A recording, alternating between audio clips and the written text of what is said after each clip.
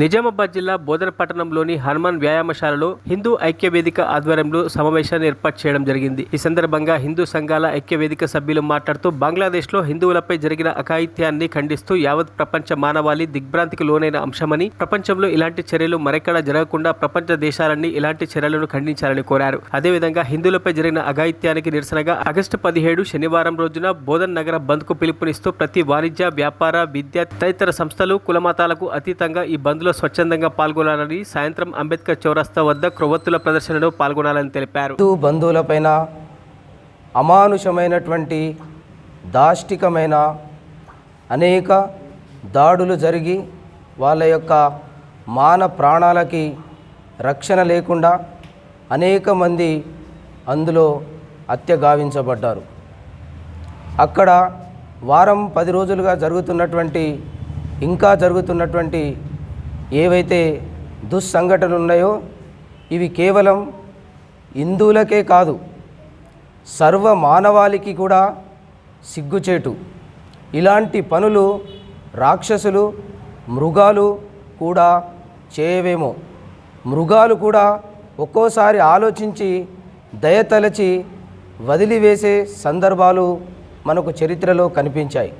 కానీ అక్కడ నివసిస్తున్నటువంటి హిందువులపైన ఇలాంటి అమానుషత్వాన్ని చూసి ప్రపంచ దేశాలన్నీ కూడా ముక్కున వేలేసుకున్నాయి, నోటికి మాట రాకుండా ఉండిపోయాయి.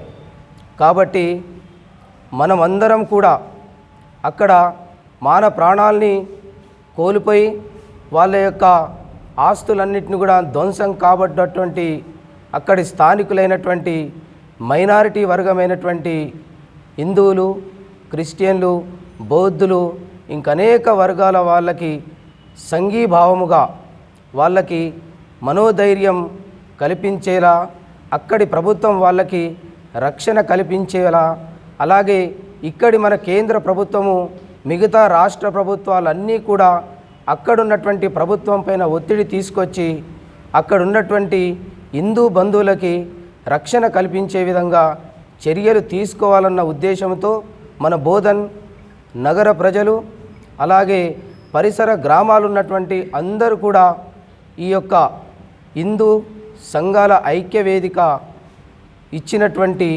బోధన్ నగర బంద్ రాబోయే శనివారము ఆగస్టు 17వ తారీఖున స్వచ్ఛందంగా మనమందరము బంద్ని పాటిద్దాం.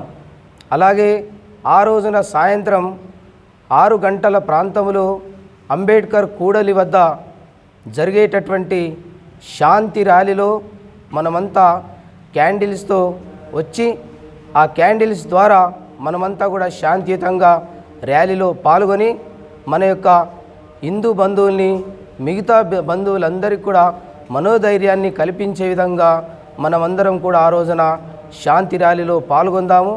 బోధన్ బంద్లో మరిన్ని అప్డేట్స్ కోసం మా ఛానల్ని సబ్స్క్రైబ్ చేయండి.